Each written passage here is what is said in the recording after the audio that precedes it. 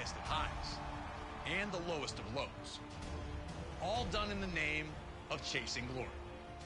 I'm Corey Graves, and I'd like to welcome you to the WWE 2K24 showcase of the Immortals. Here we will spotlight some of the biggest, craziest, most jaw-dropping, action-packed matches in WWE history. It'll be on you to retrace the historical footsteps by way of our showcase objectives and lead these titans of industry to victory. This year, as WrestleMania turns 40, let's look back at the journey to get here together and relive some of the most memorable moments from WrestleMania's past.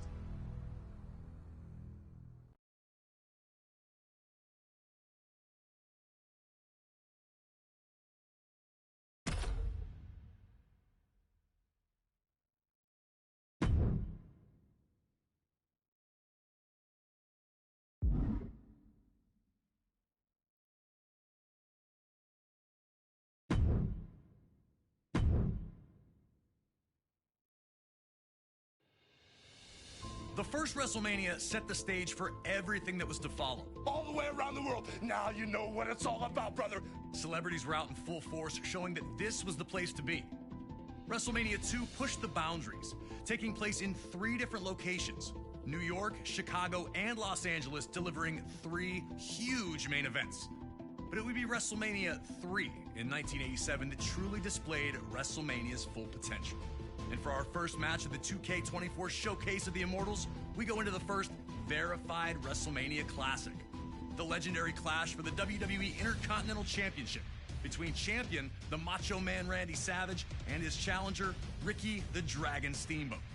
Intercontinental Champion since February of 1986, Savage tore through anyone who challenged him. That included a successful defense against George the Animal Steele at WrestleMania 2. A clash between Savage and Steamboat during a late 1986 edition. He would launch a vicious attack on the Dragon after the match, taking him out of action. Savage would attempt to duplicate the attack on Steamboat's friend and former opponent George Steele during the first Saturday night's main event of 1987. Fortunately for the Animal, Ricky would make his well-timed return for the save, leading to the rematch between the two at WrestleMania. What transpired between the two combatants can only be described as art. A fast-paced, high-action classic unfolded in front of 90,000 plus in attendance, with both men coming so very close to victory on a number of occasions. Would Savage be able to turn back the challenge of his angry opponent? Would Ricky Steamboat get revenge? These questions would be answered over the next 15 grueling minutes. And when it was over, everyone in attendance and those watching at home knew they had been a part of something special. The two superstars would forever be etched in history following the match, with Ricky Steamboat finally putting an end to the Macho Man's historic reign.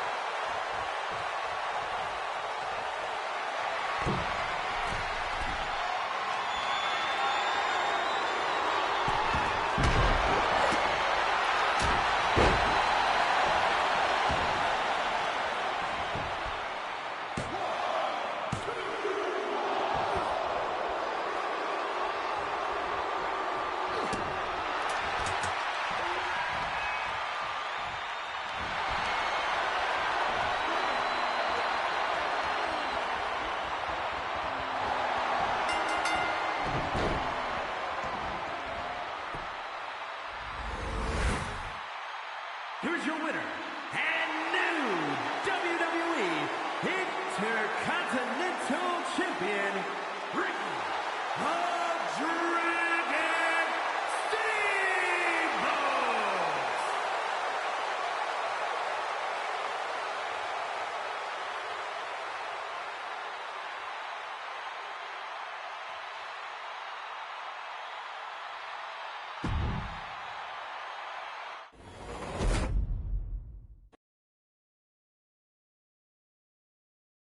We still have Hulk Hogan against Andre the Giant.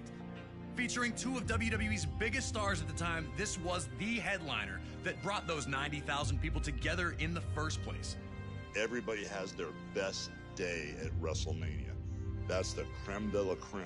WrestleMania, main event, there's nothing else in this world like it. Hulk Hogan and Andre the Giant were great friends for years, and the two were nearly inseparable from then on. The two would be presented with trophies in several.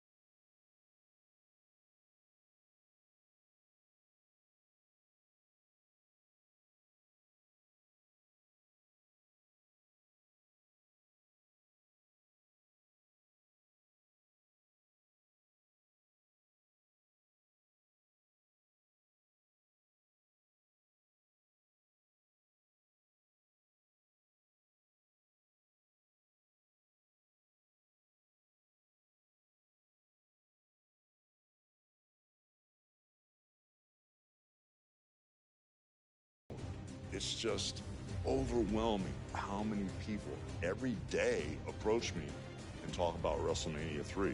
Now it's up to you to do the impossible and defeat Andre the Giant at WrestleMania 3. It truly is the irresistible force meeting the immovable object.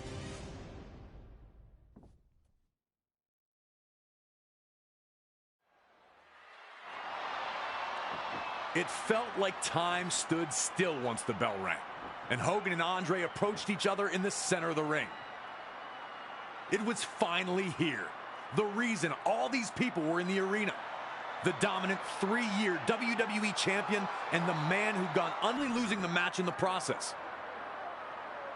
Could Hogan slam Andre? Would he try it again? Did he hurt his back or his knees in that failed lift? Andre, thinking he'd won the match, would have to recompose and get back on the task of taking out the Hulkster.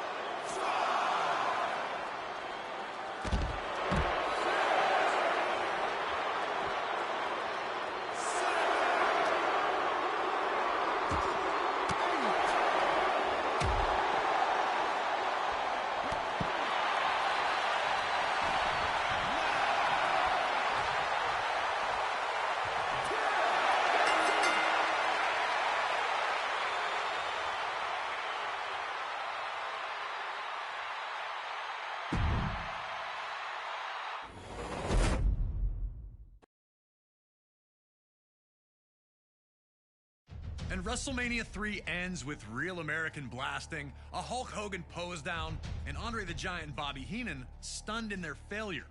One of the most important matches not only in WrestleMania history, but WWE history itself. Up next, we jump ahead to WrestleMania 5 in Atlantic City, New Jersey.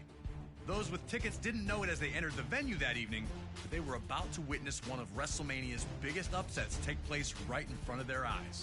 The Ultimate Warrior captured the WWE Intercontinental Championship at the inaugural SummerSlam in 1988 by blitzing the Honky Tonk Man, ending his record reign in a little over 30 seconds. Since then, he seemed unstoppable, a lock to become WWE Champion one day. Two people who were not impressed were ravishing Rick Rude and his manager Bobby the Brain Heenan. The 1987 Slammy Award winner for Best Body felt that Warrior was nothing special, both in-ring and even in terms of physique. This led to Rude challenging Warrior to a super pose down at the 1989 Royal Rumble, where the winner would be decided by the WWE Universe's approval. Pretty quickly, it was clear that the Ultimate Warrior was going to be crowned the People's Choice, and Rude was livid. It launched a vicious attack, bringing the competition to an abrupt end. That would lead to the signing of the contract Intercontinental Championship match at WrestleMania 5, and the world felt that Warrior would destroy his brash challenger. But Heenan and Rude were more than prepared for the champion. Heenan was desperate to have WWE Gold in his vaunted Heenan family ranks, and he knew that the Ravishing One was the right man for the job. They told anyone who'd listened that Rude was going to beat the Ultimate Warrior at WrestleMania, and now the time had come. Had they backed Warrior into a corner, or were they about to realize they'd bitten off far more than they could chew? That's a question only you can answer.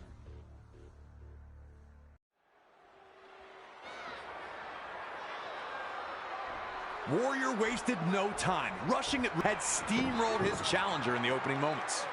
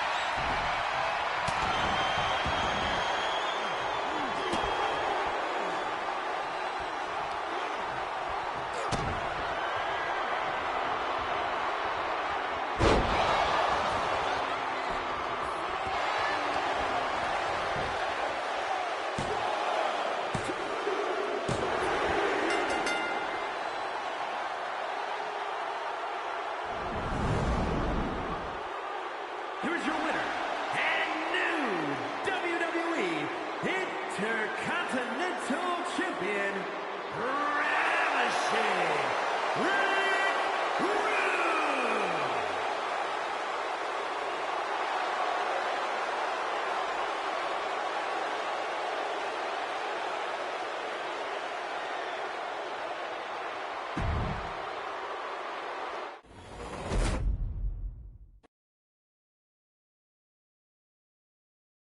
With a little assist from his manager, The Brain.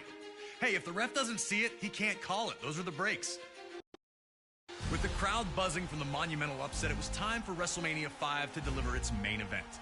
The Macho Man Randy Savage defending the WWE Championship against his former best friend and Mega Powers partner, Hulk Hogan. Yeah, the Macho Man Randy Savage. Dig it. He was one of a kind. He was intense. He was a great athlete.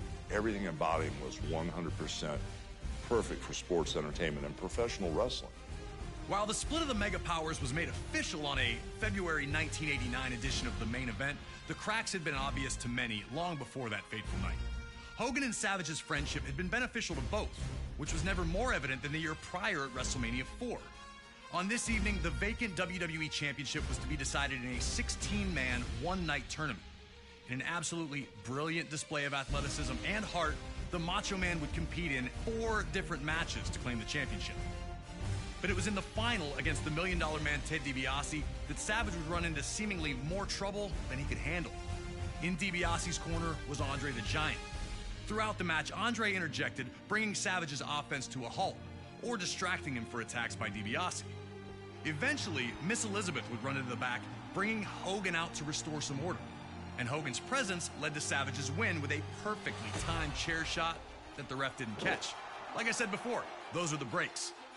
The Mega Powers would be locked in a heated rivalry with Andre and DiBiase, now known as the Mega Bucks, that culminated with their victory at the very first SummerSlam. Around this time, though, it appeared Randy Savage was jealous of the closeness between Hogan and Elizabeth. Some on commentary would mention it, but many were quick to dismiss that there was any tension between the two. Things got worse at the 1989 Royal Rumble when Hogan eliminated Savage, some claim accidentally, which infuriated the Macho Man. Everything came to a head at the main event 2 on February 3rd, 1989. The Mega Powers would compete in tag team action, looking to show the bond was still strong. After Miss Elizabeth was caught up in the action, Hogan would take her to the back for medical attention, leaving the Macho Man alone. Upon his post-match altercation in the locker room would make it official. The Mega Powers were dead, and a clash was inevitable. Soon after, Hogan would lay down the challenge for WrestleMania 5. In a final twist, Miss Elizabeth would side with neither man, insisting that she'd be ringside in a neutral corner instead, offering to help either if they needed it. We were able to sit down with Hulk Hogan to talk about the night the Mega Powers exploded. The lines were so blurry between reality and what we were trying to accomplish. He was madly in love with his wife, Elizabeth, for real. He was madly jealous for real. Leading up to it, you know, when she was managing him or managing me, or couldn't depend on who she was going to manage, it made him crazy. I just didn't know what type of abuse I was in for, so it was a little nuts. He was there to go, and he pushed the gas pedal down really hard on me in that match. Once you became a Macho Man fan, that was the only thing you could think about. His look, just the way he carried himself. I had nothing but respect for him. It's always so great to hear from the legends themselves when it comes to these unforgettable WrestleMania moments and matches. Thanks again to Hulk Hogan for his time. Now, let's get you into the middle of an intensely heated WWE Championship match where the world would watch the Mega Powers explode.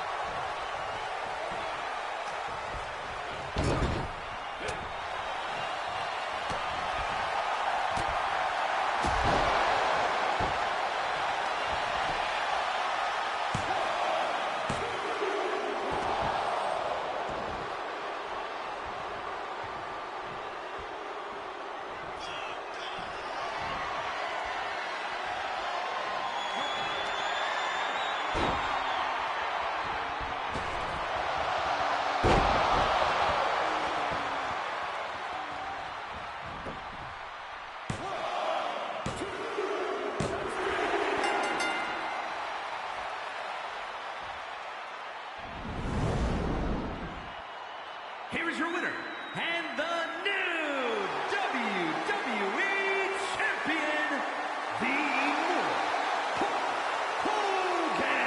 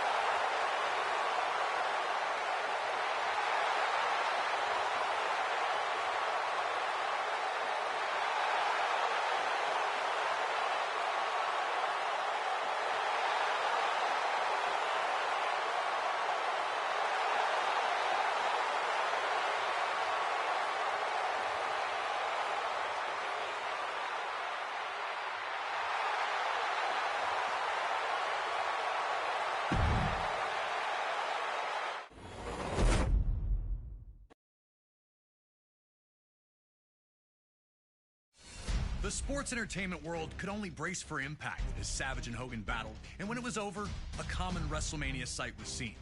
Hulk Hogan celebrating in the ring with the WWE Championship back in his possession. And as the 1980s gave way to the 90s, around the world there was a real sense of looking for the next big thing. The newest, the coolest, the fastest, the strongest, anything to show where the future was. This was also the case in WWE. Amongst the members of the WWE Universe, many saw the Ultimate Warrior as the heir apparent to the throne that Hulk Hogan had occupied for 6 years. The untamed superstar appeared capable of matching Hogan's strength and had dominated all other opponents. Even that loss we relived at WrestleMania 5 against Rick Rude, he avenged that just a few months later at SummerSlam, regaining the Intercontinental Championship in the process. But this talk all seemed like fantasy, only existing as a dream match. Hogan and Warrior weren't enemies, and for either of them to turn against the other would run against the strict codes of honor to which both men claimed to adhere.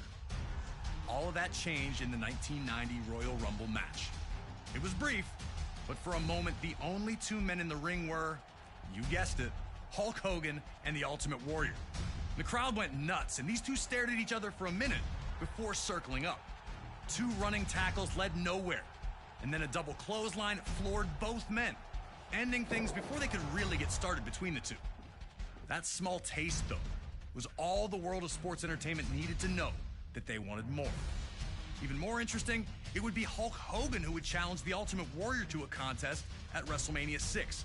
Ultimate Warrior, me and my Hulkamaniacs put the championship on the line. Hogan openly stated that he needed to know which power was truly the strongest in WWE, his or that of the Warrior. Adding to the stakes was the stipulation that both the WWE and Intercontinental Championships would be up for grabs, leaving the winner with supreme claim to lead WWE into the next decade. All right, now it's your turn to try and shock all the little Hulkamaniacs out there and try to beat Hogan at WrestleMania 6. Can you harness the power of the Ultimate Warrior? There's only one way to find out.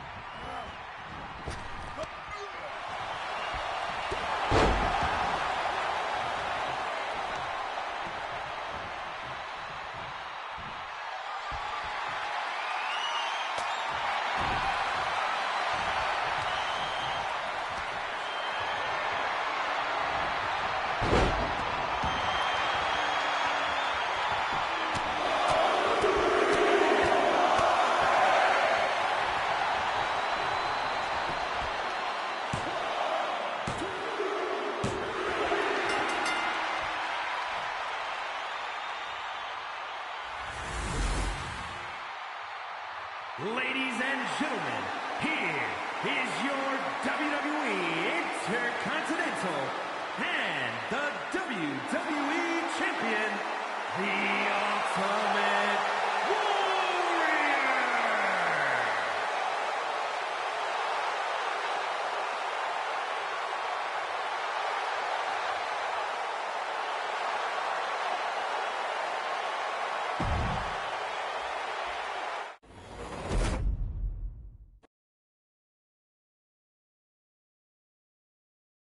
An incredible victory for the Ultimate Warrior there, becoming the first superstar to hold the WWE and Intercontinental Championships at the same time.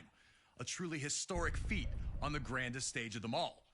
A victory that signaled a new wave of change that was about to hit all of WWE. Roddy Piper managed to change his luck in WWE when he captured his first championship in the company at the 1992 Royal Rumble.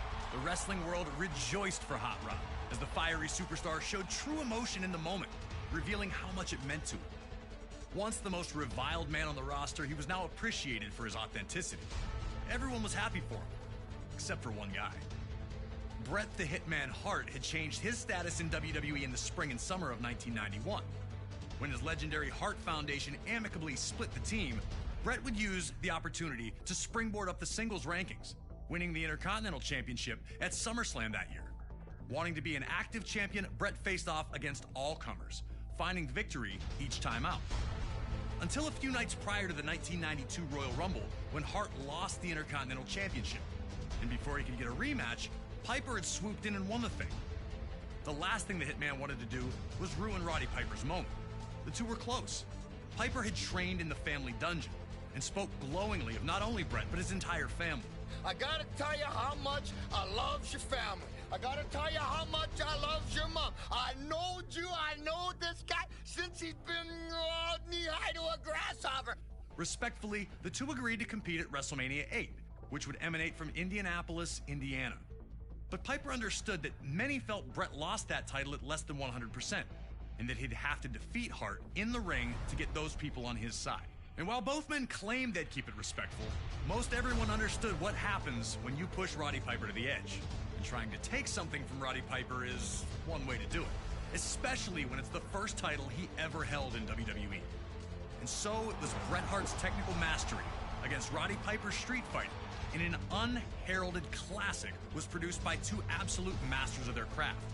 And while they both tried to keep it friendly, you just knew it wasn't going to last. Nearly 20 furious minutes of action unfolded between the two, each with near victories along the way. Blood, sweat, and tears was never more appropriate. The two gave their all on the goal of earning the WWE Intercontinental Championship. So, get in there and do your best to beat Roddy Piper to the punch. But beating Hot Rod is no easy task, even if you are the best there is, the best there was, or the best there ever will be.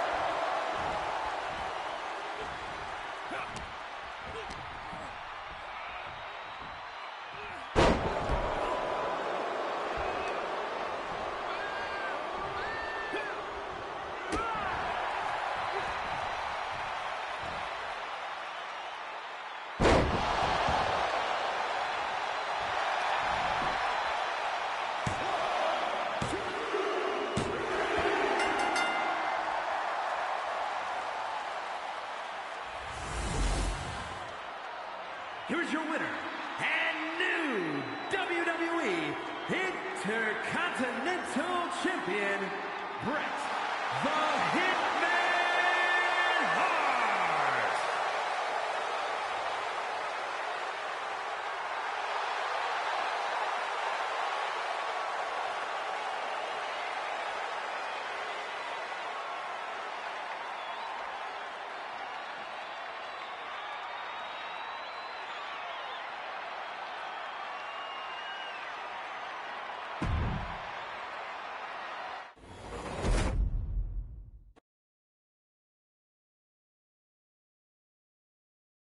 A somewhat forgotten classic sees the excellence of execution using every last trick in his repertoire to pull out the victory over Roddy Piper. And WrestleMania 8 sees a rare pinfall loss for Hot Rod, but an even rarer display of professionalism from him makes the moment all the more memorable. Up next on this WrestleMania train down memory lane, we go to WrestleMania 10 in New York City, and the first ladder match to ever take place at WrestleMania. Shawn Michaels captured his first Intercontinental Championship with a big win over the British Bulldog on Saturday night's main event in the fall of 1992. But in the fall of 1993, Michaels would be stripped of the championship due to inactivity. As the Heartbreak Kid watched from the sidelines, Razor Ramon would capture the vacant championship. At the 1993 Survivor Series, Michaels would announce that he was back and that he only had one mission: to humiliate Razor Ramon, who he considered to be a fake champion. Having never been defeated in the ring, HBK still believed he was the rightful Intercontinental Champion. There is only one undisputed Intercontinental Champion, and it is the Heartbreak Kid, Shawn Michaels. Never one to back down from a fight, Ramon was more than ready to face Michaels anytime, any place. But Shawn wanted to play games with the bad guy, interfering in his matches and even performing Ramon's vaunted Razor's Edge finisher to taunt him. Shawn was also very open about relying on his 7-foot monster of a bodyguard, Diesel, to help him get through any tough situations. WWE officials forced with figure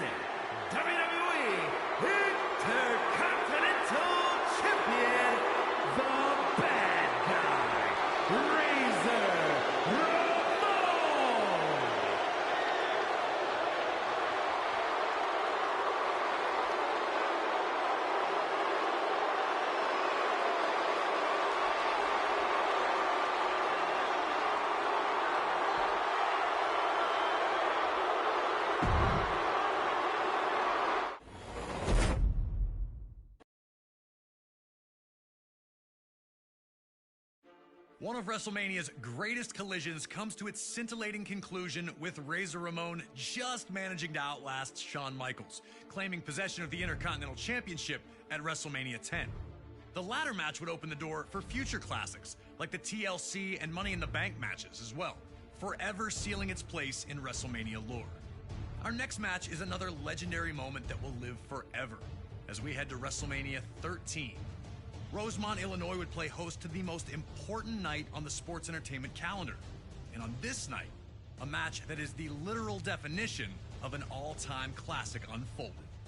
Bret Hart had been the face of WWE's new generation for years, proudly defending the WWE Championship against all comers and defending WWE's honor against its most heinous villains.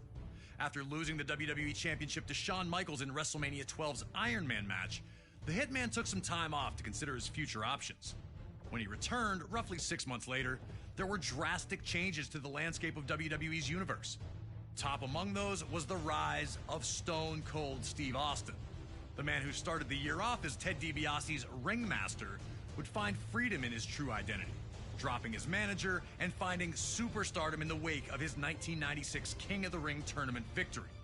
Austin 316 says I just whipped your ass. WWE was trying to find its attitude, but the seeds of change were being planted in the fans who had rallied around Austin. His no-nonsense attitude had made him the ultimate anti-hero. This acceptance of someone who flaunted his breaking of the rules didn't sit right with the Hitman. When Bret made his return, he immediately challenged Austin, who was more than ready to answer the call. The two battled at 1996's Survivor Series, where Hart won in a masterful performance of a feverish back-and-forth battle. The loss only made Austin angrier, creating a single focus for him: to ruin Bret Hart's career. He'd eliminate Hart from the 1997 Royal Rumble match after officials missed Hart first eliminate Austin. The night after Hart captured the WWE Championship at Final Four, Austin would interfere in Hart's first defense on Raw, ending the reign before it could even get started. WWE officials would pit the rivals against each other in a no disqualification submission match. The loser would be forced to admit they were defeated by the better combatant. To make sure that order would be maintained, a special referee was assigned: the world's most dangerous man and former MMA champion, Ken Shamrock.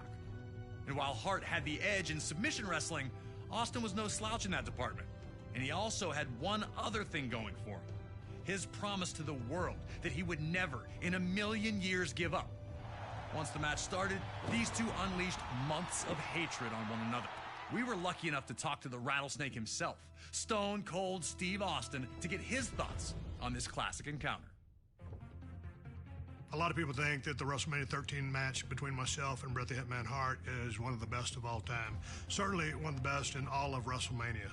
To me, it's a very special match because everything happened so magically, and specifically WrestleMania 13 cemented the legacy of who and what Stone Cold Steve Austin was.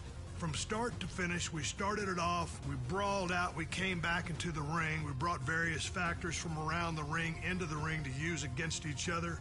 Some of the stuff backfired on me. It was full of chills, thrills, and spills. I gotta call a spade a spade. I mean, it is my favorite all-time match, and I've been to some classics. Always an honor to get to pick the brain of one of WWE's top-level legends. Thank you again to Stone Cold for talking with us about WrestleMania 13. Now it's on you to try and find a way to take out WWE's toughest SOB. Remember, there are no disqualifications, so use whatever you can, and maybe you'll find a way to get him to surrender. I just wouldn't recommend messing with the referee. Shamrock's ankle lock is nasty.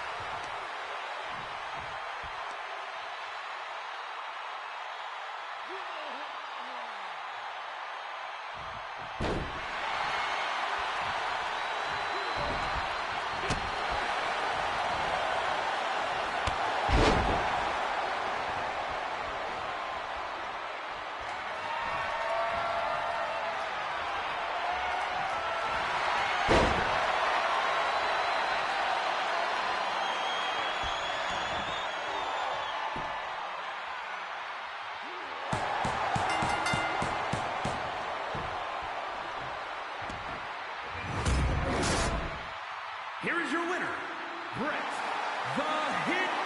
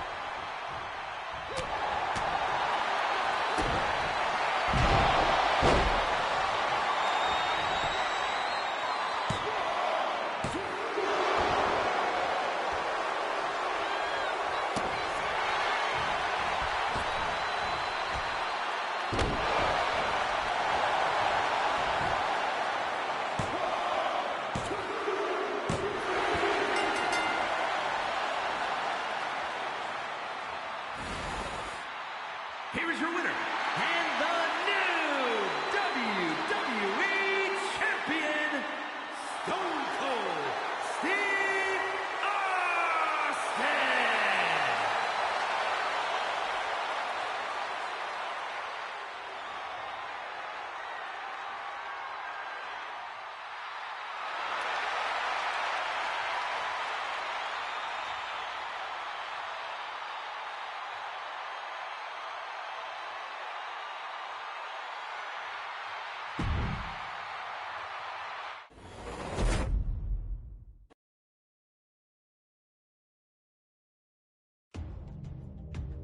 One of the most stunning endings in WrestleMania history sees Stone Cold Steve Austin align with Mr. McMahon to regain the WWE Championship.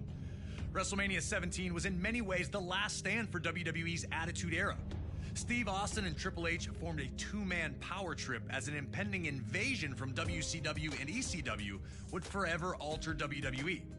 So much talent in one spot would lead to the brand split and a new era, one of ruthless aggression.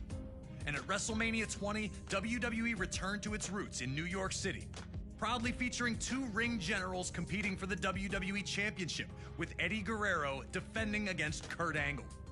From his arrival to WWE in late 1999, Kurt Angle was an absolute natural in a WWE ring. His rookie year would see him capture the European, Intercontinental, and WWE Championships, an astounding accomplishment. The Olympic gold medalist always used his three I's: intensity, integrity, And intelligence. to either be a champion or to be competing for a championship. Angle lost the WWE Championship to Brock Lesnar at WrestleMania 19 in Seattle and looked for the opposite result at WrestleMania 20. Carrying months of resentment, Kurt looked to right the wrongs as he challenged for the championship. Despite coming from a legendary wrestling family, Eddie would not receive the path to instant stardom that his opponent did. Instead, he worked his way up from Mexico to ECW and then to WCW before finally earning a chance with WWE. It took him years to finally realize his dream, and once he had, Eddie did everything he could to keep it. In 2004, Eddie won a 15-man mini Royal Rumble that granted him a match against Brock Lesnar at No Way Out for the WWE Championship. The last man he eliminated? Yep, Kurt Angle. Still, at this point, the two appeared to be on friendly terms, even if the disappointment was obvious for Kurt. And at No Way Out in San Francisco, Eddie would achieve the impossible, defeating Brock Lesnar to finally hold the WWE Championship. It was Eddie Guerrero's time. It was his time to show that he was a top performer. So I knew Eddie was on a roll, and I knew my work was cut out for me. Angle was victorious in a triple threat match to be named the #1 contender. On the surface, it seemed all was well. Two fantastic competitors who would battle to see who was better. But it turned out that Kurt Angle had been seething ever since that 15-man Rumble. And with his match set, he struck. Attacking Eddie while working as a special guest referee, Angle went ballistic on Latino Heat. I felt the need to beat Eddie Guerrero, not just beat him, but beat him up and try to hurt him. The tone was set. This was not about competition or athletic pursuit. This was about a former champion desperate to reclaim his throne, and a new champion who wasn't going to let anyone take his dreams away from him. Now it's time for you to put Kurt Angle in the silver medal position and find a way to retain Eddie Guerrero's WWE Championship at WrestleMania. But if you're not careful, Kurt's going to grab that ankle, and you'll have two choices: tap or snap.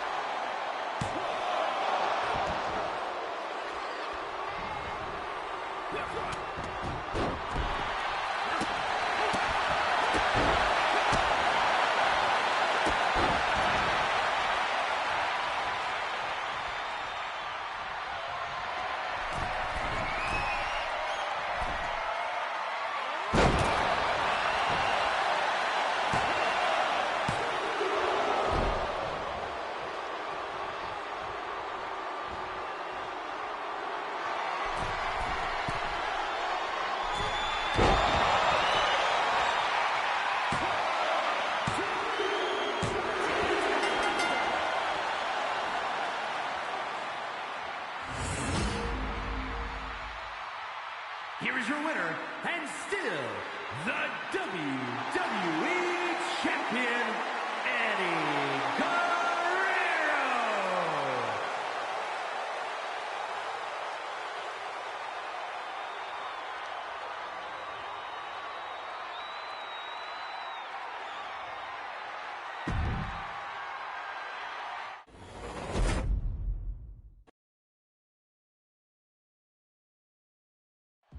Eddie Guerrero, Latino Heat himself, showing that he did indeed know all the tricks needed to defeat Kurt Angle. Whoever thought that a loose boot could ever be so helpful? A fantastic win in a very special matchup, and Eddie Guerrero remains WWE Champion at WrestleMania 20. For our next match, we go to the very next year, and WrestleMania 21 in Los Angeles, California. The card was loaded from top to bottom and would feature the first WWE and World Championship victories for two guys named John Cena and Batista. Ever heard of them? But also on this night, a dream match of the highest order was set to take place. Folks, the issue between Shawn Michaels and Kurt Angle blew up so quickly and so unexpectedly. It all started at the 2005 Royal Rumble match. After falling short in a WWE Championship match earlier in the night, Angle would steal someone else's number, looking for one last chance at a WWE Championship. Shawn Michaels also had dreams of headlining another WrestleMania, and winning the Rumble match was the only place to do that. Shawn was number 19, while Kurt entered at 20. And Angle was a whirlwind of offense once he hit the ring. But it was to be short-lived, as Michaels would stun the crowd and eliminate Angle only 37 seconds after his arrival on the scene. Kurt went ballistic, attacking Shawn and eliminating him from the Rumble. A dream match that could headline any card. Kurt Angle and Shawn Michaels was not going to be about stealing the show or making memories. My issue with you goes all the way back to 1996. I won a gold medal. And people are talking to me about some guy named Shawn Michaels gliding down from the rafters that year and putting on a wrestling clinic. Kurt would reveal an obsession with proving himself superior to Michaels in every way possible, which included defeating former partners of Michaels, along with delivering an incredible rendition of Sexy Kurt, Angle's version of Shawn Michaels' entrance theme. I'm just a sexy Kurt. I'll make your ankle hurt. Ankle hurt! Woo! So with all the stars out in full force for WrestleMania 21, two of the greatest all-around performers in WWE history were finally set to lock horns. And here to provide us with some first-hand insight on this contest, Kurt Angle sat down with us. WrestleMania is just, it's the most popular sporting event of all time. It's the most important event for any pro wrestler, and when you get there and you're able to perform there, it's a true honor. I consider Shawn Michaels the greatest overall entertainer in the history of the business. Shawn is the type of individual that puts on five-star matches show after show after show. And if you don't have that five-star match with Shawn, then there's something wrong with you. You know you're going to have to up your game, and you have to be at the WrestleMania. The chemistry was there. I just thought that Shawn and I might have had possibly the greatest match of all time. A true honor. Thank you to Kurt Angle for sharing his thoughts about his sublime encounter with Shawn Michaels at WrestleMania 21. With that, it's time for you to show that you've got the intensity, integrity, and intelligence to defeat Shawn Michaels under the brightest lights in sports entertainment. You know Mr. WrestleMania will be looking for every opportunity to stop you in your tracks with a little sweet chin music if you get too reckless.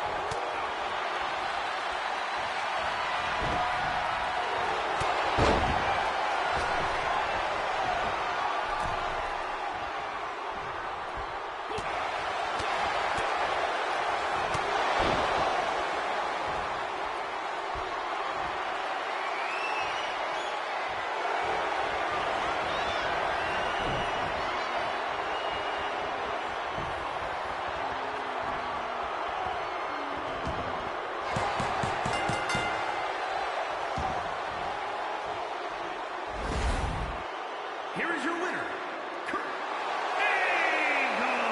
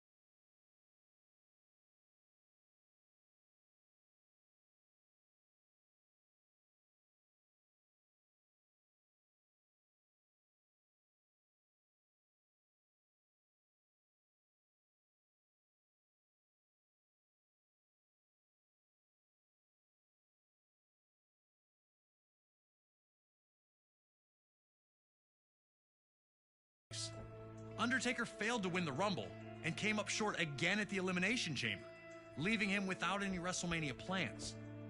That would all change when Shawn Michaels, now under the employ of JBL after a bad business decision, regained his independence and defeated JBL in a match where the winner would get the chance to end the Undertaker's WrestleMania streak. Now, Mr. WrestleMania would take on the event's undefeated Phenom, and the world stood still to watch it unfold. Embracing light to counteract Undertaker's dark powers, Michaels believed himself to be the chosen